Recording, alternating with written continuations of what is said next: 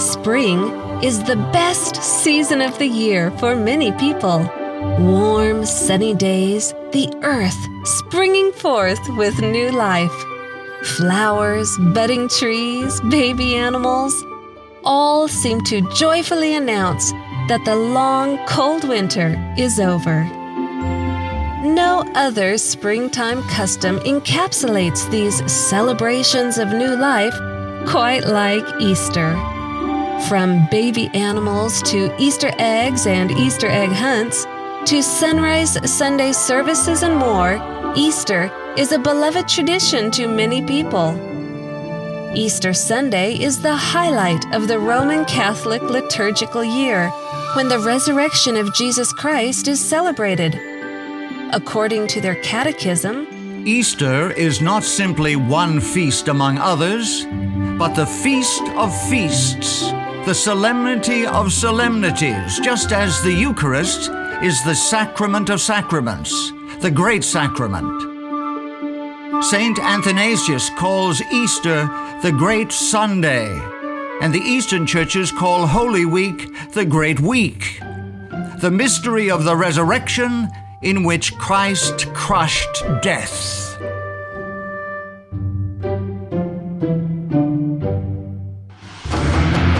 The origins of Easter, however, reveal that it flows directly from ancient paganism. Shortly after the flood, Nimrod re-established idolatry in the earth. After his death, Nimrod was promoted as the original sun god. His widow, Semiramis, was called the Queen of Heaven. Various cultures continued the idolatry of these original pagans under different names. To the Egyptians, Semiramis was Isis. To the Babylonians, she was Beltis, consort to the god Bel. To the Canaanites, she was Astarte. The Assyrians called her Ishtar. The worship of these goddesses involved occult fertility practices. These degrading rites were practiced even by the Israelites when in apostasy. Yahuwah clearly denounced any Israelite involvement in these pagan celebrations. Do you not see what they do in the cities of Judah and in the streets of Jerusalem? The children gather wood, the fathers kindle the fire, and the women knead their dough to make cakes for the Queen of Heaven.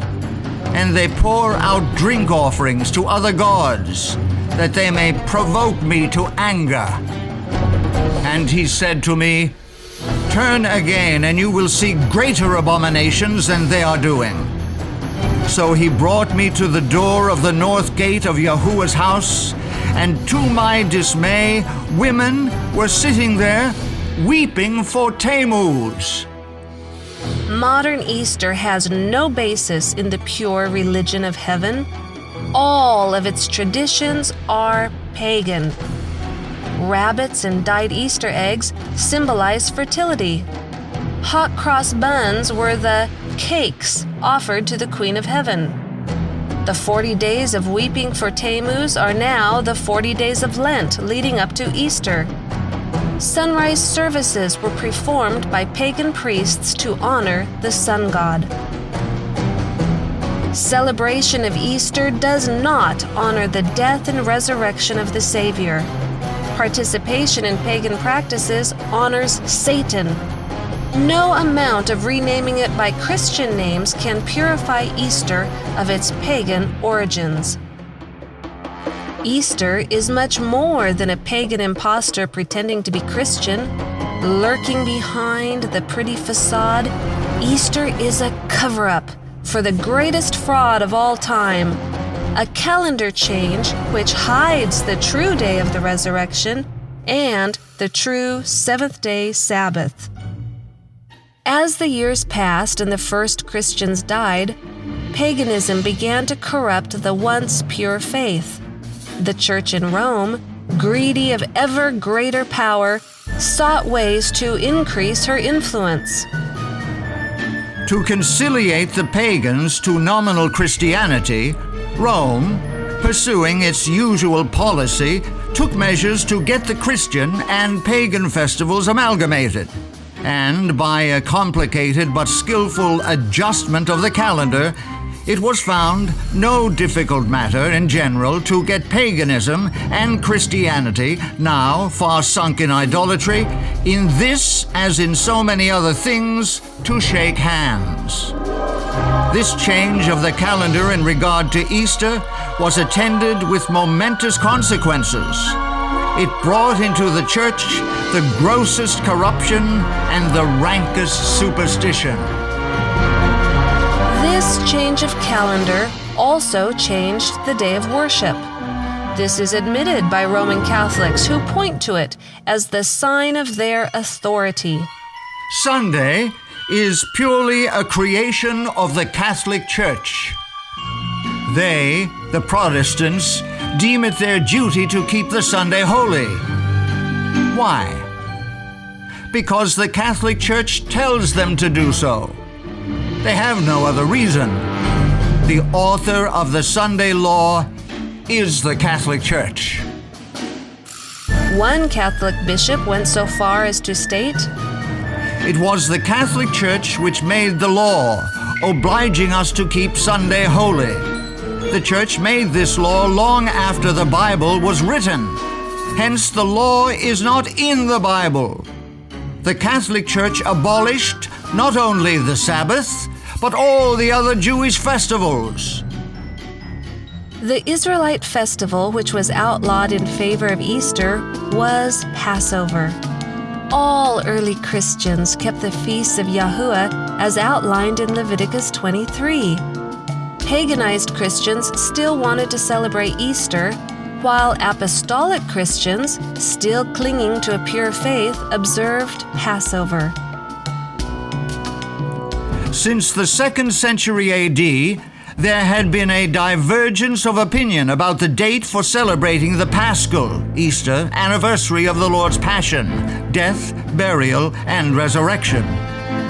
The most ancient practice appears to have been to observe the 14th, the Passover date, 15th and 16th days of the lunar month, regardless of the day of the Julian week these dates might fall on from year to year.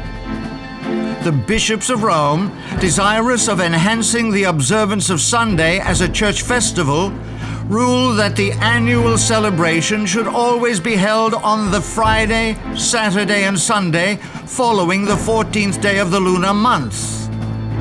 This controversy lasted almost 2 centuries, until the Emperor Constantine intervened in behalf of the Roman bishops and outlawed the other group. The point of contention appeared deceptively simple: Passover versus Easter. The issues at stake, however, were immense.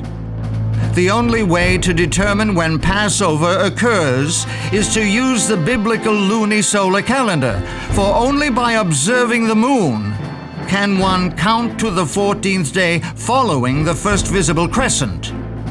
Because the 7th-day Sabbath was also calculated from the first visible crescent, a ruling in favor of Easter being observed on a Julian date would also affect the 7th-day Sabbath. These contentions had agitated the churches of Asia since the time of the Roman Bishop Victor, who had persecuted the churches of Asia for following the 14th-day heresy, as they called it, in reference to the Passover. The future Easter observance was to be rendered independent of Jewish calculation. Here is the real significance of Easter.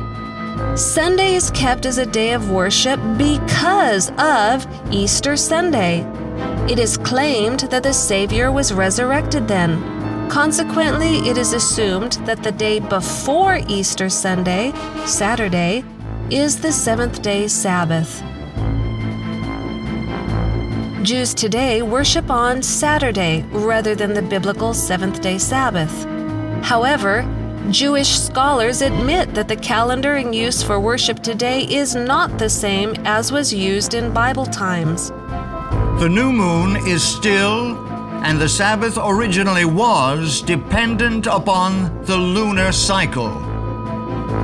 The Jews point to the extreme persecution following the Council of Nicaea's decision to set aside Jewish time calculation as the reason for why they no longer use the biblical calendar.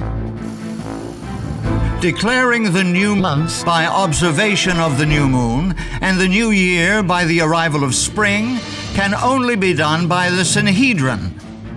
In the time of Hillel II, 4th century CE, the Romans prohibited this practice.